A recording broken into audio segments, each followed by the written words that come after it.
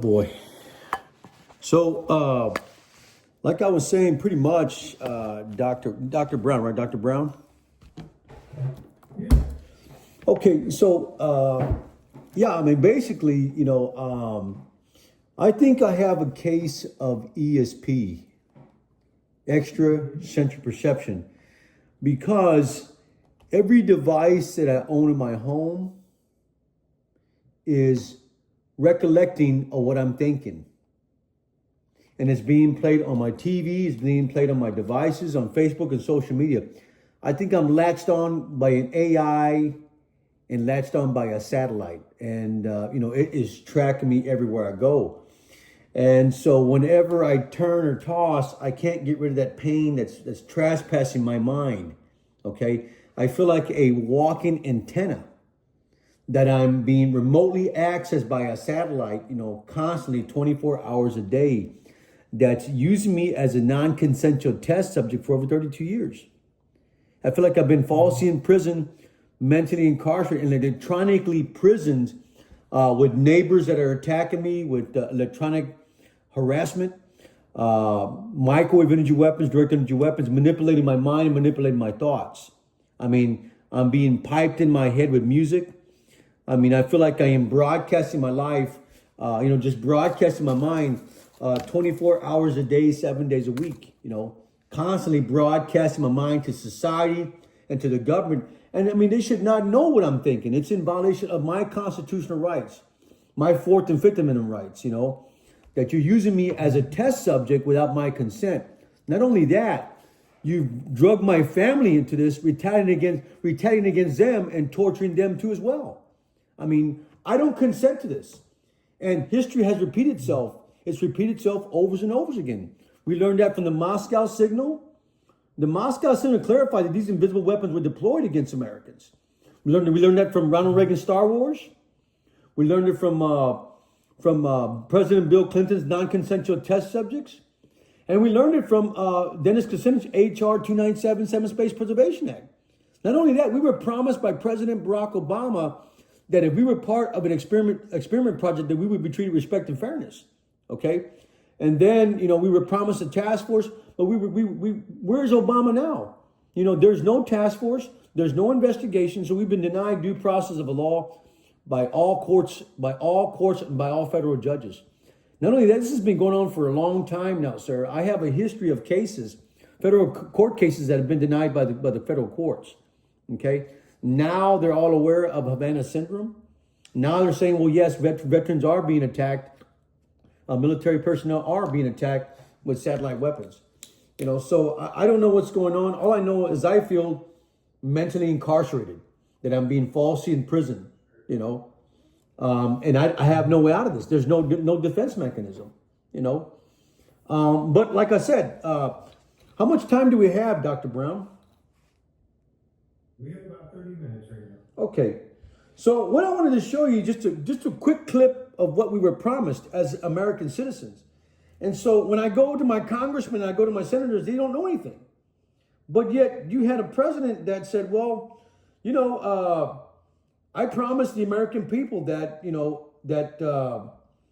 that if they're part of a scientific project, that they will be treated with respect and fairness. So I guess my question to the government is that when are we going to be protected from this non-consensual test subject? I mean, we were promised this by Obama and President of Pennsylvania, Amy Gutmann. She promised us, and I want you to hear just a 1 minute, 2 minute video here, just real quick here.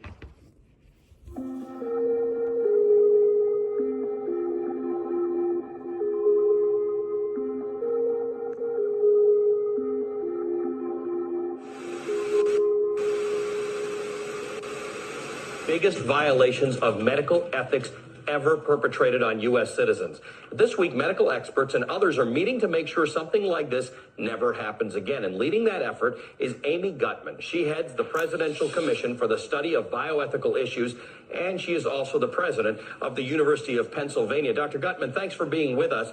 This is not a single incident. We've actually had many of these things happen. What is the purpose of your commission? Are we worried that these types of things are still happening today? Ali, we can't know whether these things are happening today unless we have a fact-finding mission. And that's what President Obama has asked the Presidential Commission on Bioethics to do, to actually meet with experts and ask them, what is it today that would prevent these things from happening again? They've happened too many times in our history, and we want to make sure, and the president wants to make sure, that we can assure the American public that if they are part of a scientific experiment or a medical experiment, they will be treated with respect and fairly. So we don't know right now how the United States is relative to the rest of the world, and that's why the president has asked me to convene an international task force of experts.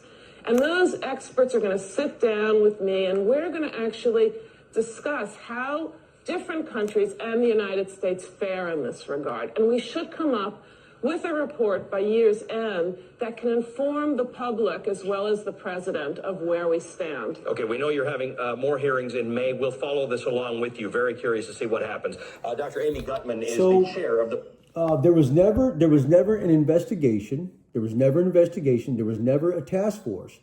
And there was never a hotline that would give the American people to report these crimes. We were neglected by our president. What Obama did do, though, is he said, you know what? He wrote a letter to the public.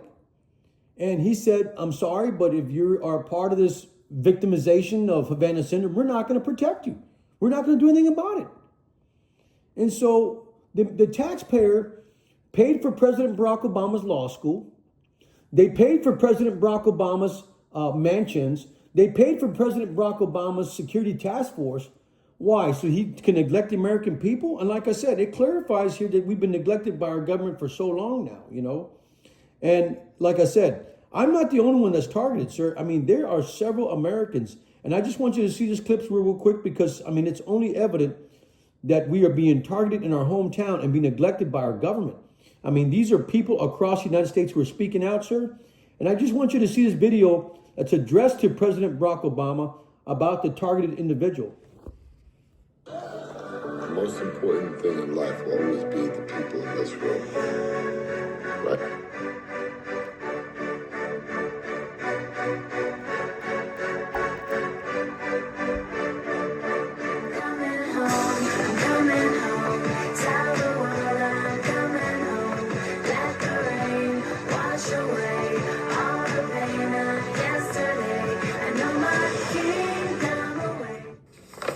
President Obama and citizens of the world, we are TIs, targeted individuals, and law-abiding citizens being targeted Every day of our lives.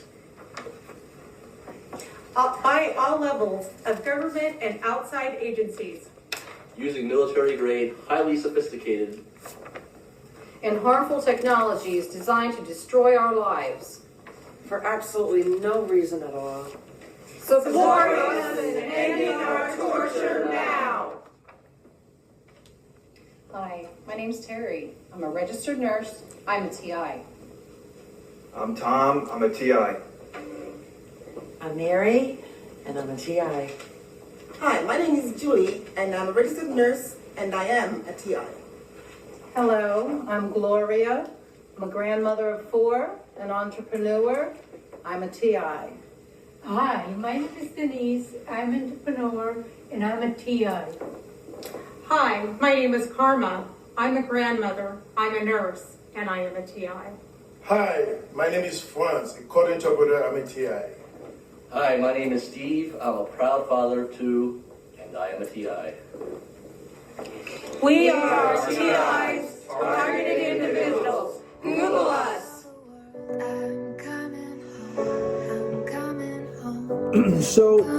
So based on that theory, sir, I drafted up a FOIA request because I want to know for certain if this is going on in America. And so when I drafted up a FOIA request, I sent it to the Department of Justice, Civil Rights Division, okay? And this is what their answer was. Their answer clarified that these weapons are being deployed in the United States, okay? They told me that there were over 2,000, let me let you see the document here first. But it clarifies the argument itself that we are being targeted here by some kind of force that's not alleviating on us. You know, it's constantly there attacking us. Whether we're blacklisted for some reason, whether we're blacklisted for seeking out answers as to why we're being targeted, should not be a crime. It should be assistance of federal officials, and that's not happening here. But like I said, the FOIA request that was given back to me from the Department of Justice clarifies that, in fact, Americans are being targeted, and you can read this article right here.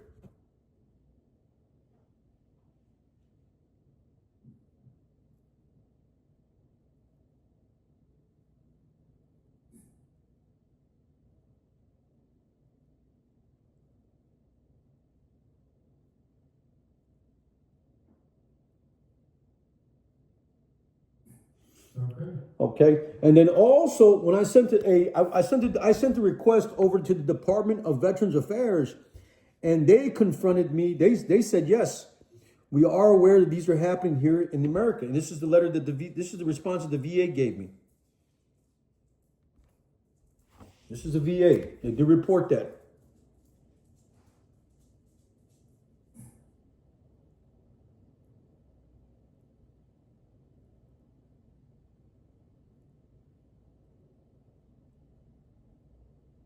That's the first page, and then here's the second page, the ending to that.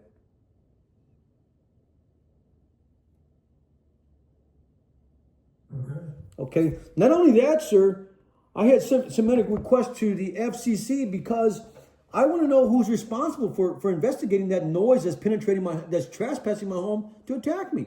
I said, well, if it's a noise and it's high frequency, we have to contact the FCC. They're investigating communication and frequencies.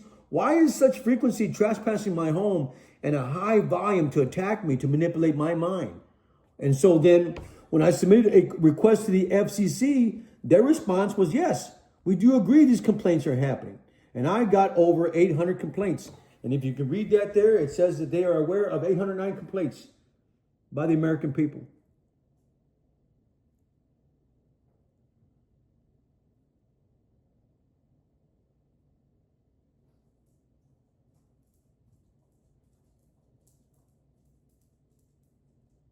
Let me zoom in here real quick, and I'll get to 879 pages right here.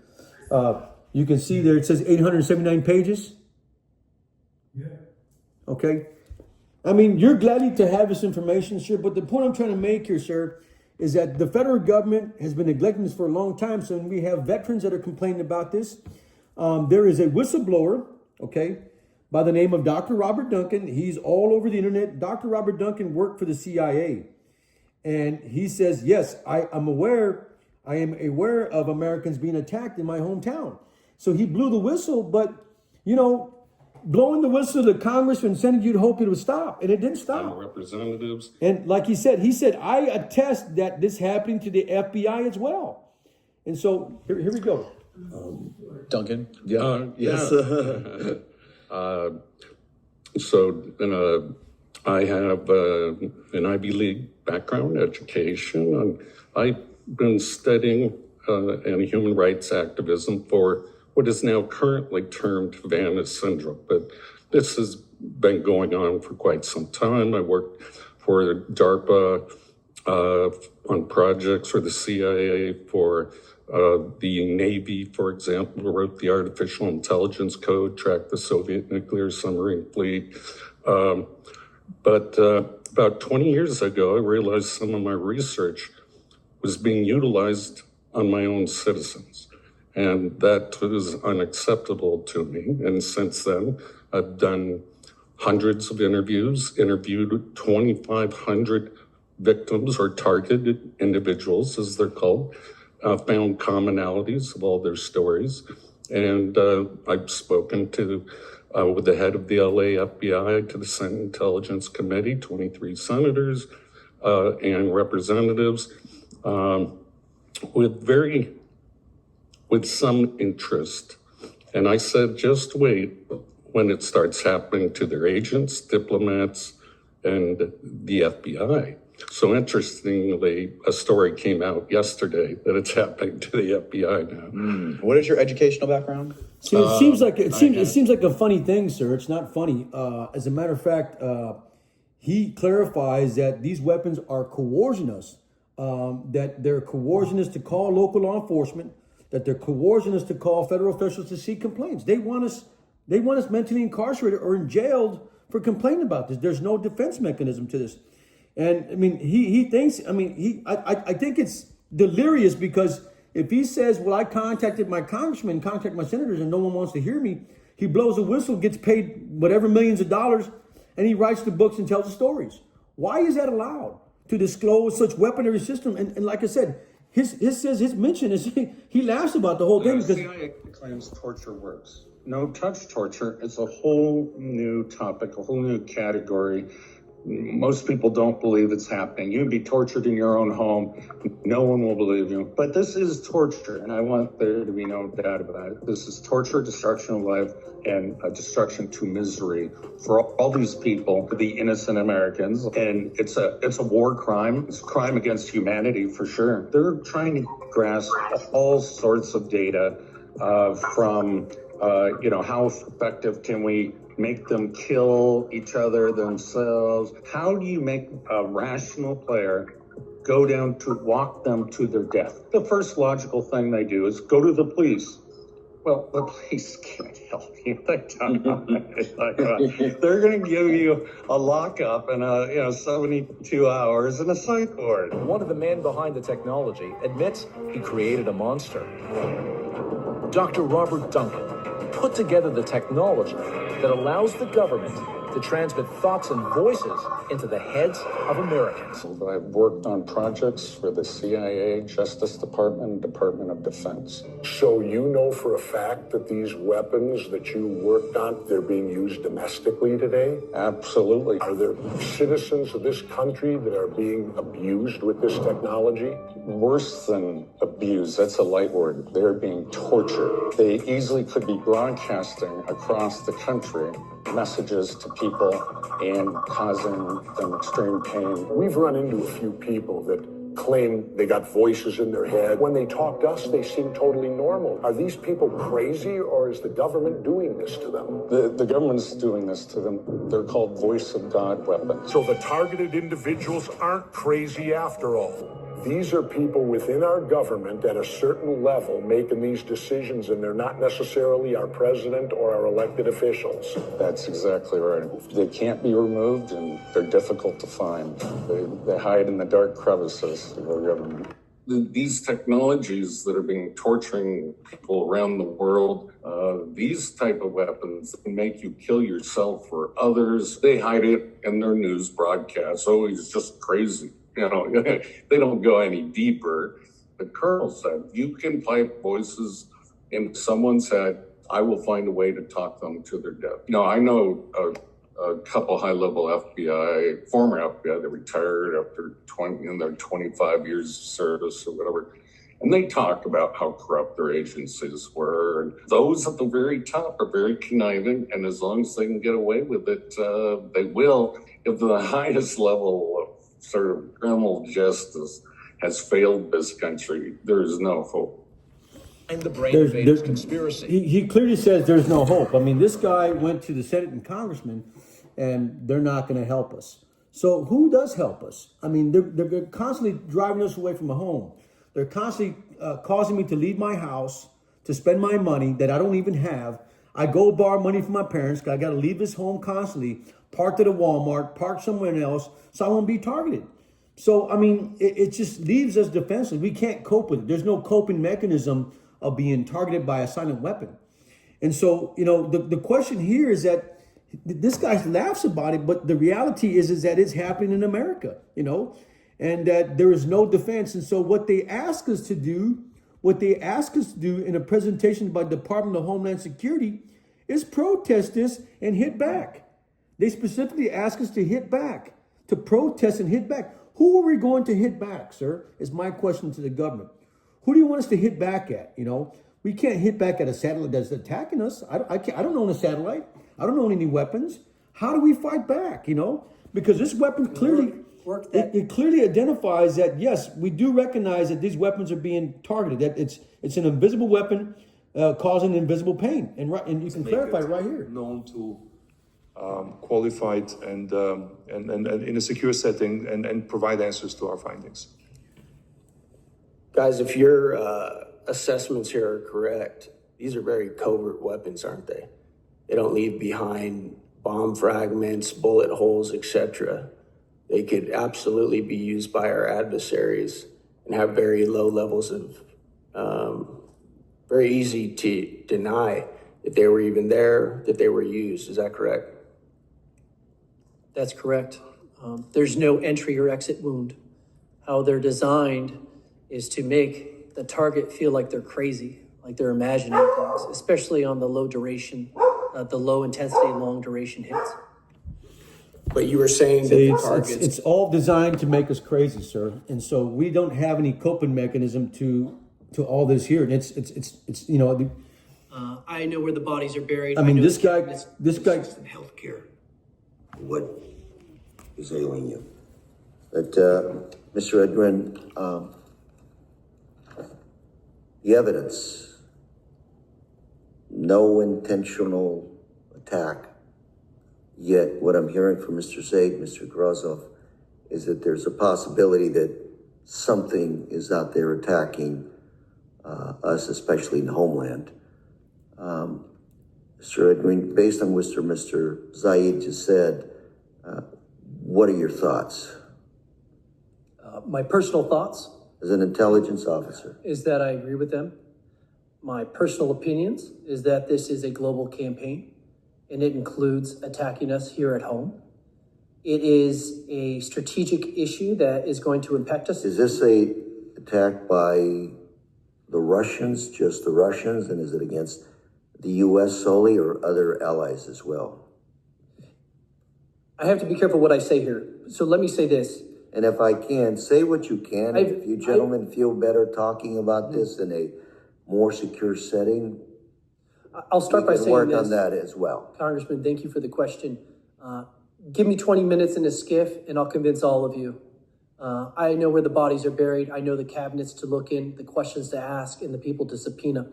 I will say that this is a global campaign and it's focused on attacking our people, the best of our people. It's not the middle range people that are being attacked. It's those that are succeeding. See, they clarified that he attested that he's seen all this happening, you know, that he's aware of where the body bags are at. He's been watching the attacks in America, you know, but it's still, you're still coercing us to act other than normal. You're coercing us to commit duress. That's something that we don't want to do, you know, and it's in our neighborhood. It's in our neighborhood, sir. I mean, there's no defense to this whatsoever. And, you know, like I said before, it's asking us to become crazy, but it's, you know, their guidance to the VA. And according to this guy here, he says, well, the VA is not equipped for that. You know, the VA is not equipped for this. So what does the VA reach out to? The VA reaches out for craziness, right? They quickly diagnose us as craziness, and it's not fair. And he clearly attests this to Congress. If you watch the video real quick, I think it's a minute video. The people to subpoena. I will say that this is a global campaign, and it's focused on attacking our people, the best of our people. It's not the middle. Let's see here. Because the Havana Act doesn't cover your active duty members. They're told to go to the VA, but there's no VA diagnostic code, so we're not getting them care. It's not consistent. We have funding available that's allocated that we could provide to take care of all of our people in our government. We're not using it. That's why I'd urge you to contact the Defense Health Program. In my last 2.5 minutes, would you say this is more on behalf of the U.S. government in terms? So he goes in there. He goes in there, and you know he clarifies that they're directing us, detouring us to the VA, but the VA is not prepared for all this, you know. But in fact, the VA is aware of this now because I came up with some documentation now that clarifies that the VA is aware of this, and I think they're under investigating this now. And I went to the website and looked at it, and it says that the VA is aware of this, and I guess they're beginning to investigate this. I'm uncertain on when they begin investigating it, but it clarifies here. Let's see if I can get this here pulled up here. Here is on their website here. It's, let's see if I can pull up this here. Okay, right here it says war-related incidents.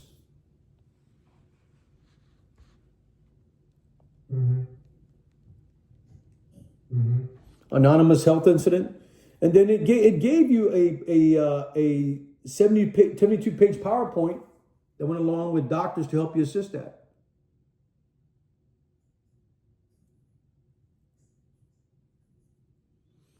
Okay, but sir, I mean, like I said, the whistleblower laughs, and the reason why he laughs is because, and he says, you wait till it happens to the FBI. Well, it is happening to the FBI. It's happened to the FBI here in America, you know? And the sad thing about it, sir, is that we don't have any coping mechanism. And, you know, how does the government want us to defend ourselves? Who is responsible for this? Because, you know, it clearly is, it's an act of treason. It's an act of war, sir. And they're using some kind of special weapon that we can't defend ourselves against that. So we have to seek what? What do we do now? If we can't go to the police department because they're gonna mentally detain us or force us in a mental institution, how do we defend ourselves? Is a question that I ask the government. Who do we call? You know, because it is obvious that this is happening, but who is going to help us cope with this and give us a defense mechanism to this? What do we do as American citizens, as veterans, is my question. Because, I mean, in other news, this guy clearly laughs. He says, well, just wait till it happens to the FBI. And, I mean, FBI agents would not lie, sir. They're not going to lie because, I mean, they're telling the truth of how this weapon really affects us. And, you know, this woman right here is clearly hit by an invisible weapon here in Florida. She's still an FBI agent working in counterintelligence. She says in 2021, she was home in Florida when she was hit by a crippling force. And bam, inside my right ear, it was like a dentist drilling on steroids. That feeling when it gets too close to your eardrum, it's like that, you know, times 10. It was like a high-pitched metallic drilling noise, and it knocked me forward at like a 45-degree angle this way. She says she was by a window in her laundry room. My right ear was line of sight to that window while this thing was happening in my ear. And when I leaned forward, it didn't knock me over, but it knocked me forward. Immediately felt pressure, and pressure and pain started coursing from inside my right ear, down my jaw, down my neck, and into my chest. At the same time, FBI agent Carey told us the battery in her phone began to swell until it broke the case. Finally, she passed out on a couch.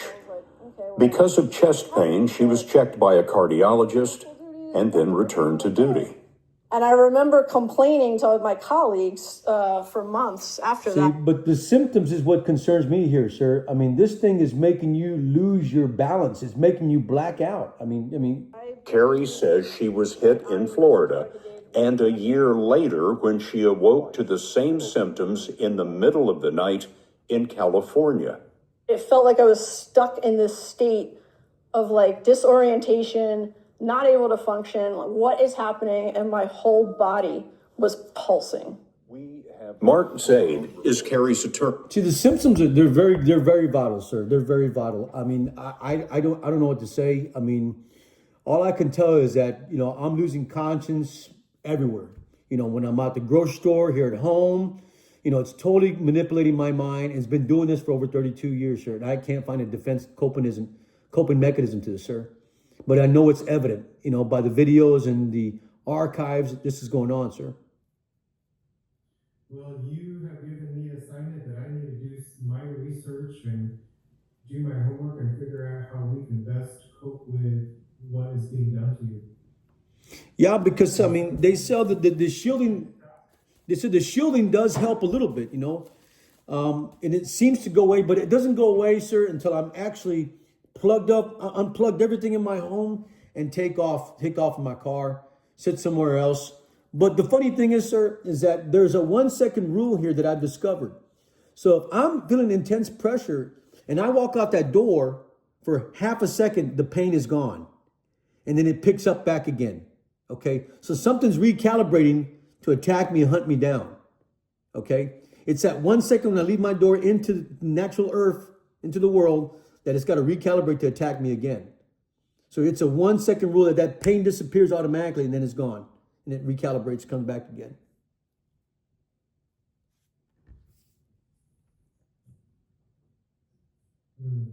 But like I said, I mean, I have a case of ESP, sir. I'm broadcasting my live 24 hours a day, 7 days a week. And it is possible. I mean, there's been write-ups on ESP, sir. Like I said, the CIA knows about ESP for a long time now. I mean, they have programs called Project Sunstreak that they used back in the 70s.